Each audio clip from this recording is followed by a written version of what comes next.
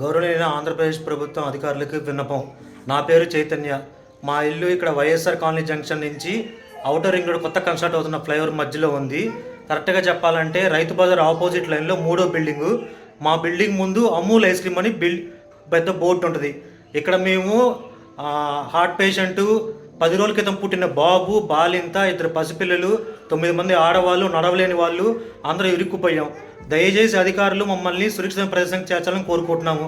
గత 3 రోజుల నుంచి మాకు ఆహారము, తాగడానికి నీరు ఏమీ లేవు. పిల్లలకి పాలు కలపడానికి కూడా నీరు లేదు.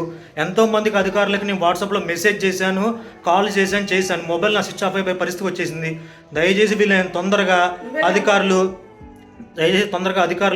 మమ్మల్ని సురక్షిత ప్రదేశానికి చేర్చాల్సిందిగా కోరుకుంటున్నాము. ప్లీజ్ అర్థం చేసుకోండి, మమ్మల్ని హెల్ప్ చేయండి, కాపాడండి.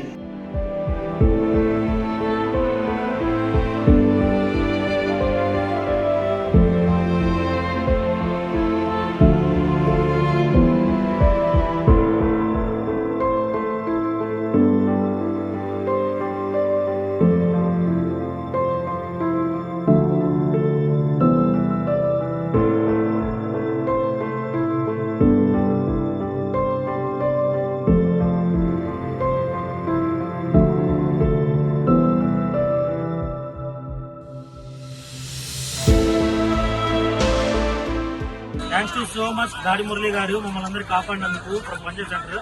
అలాగే VMC central commissioner Ramya Kitra madam గారికి మమ్మల్ని చాలా సేఫ్గా తీసుకొచ్చి ఇక్కడ చూపెట్టినందుకు థ్యాంక్ యూ సో మచ్ అండి. Thank you.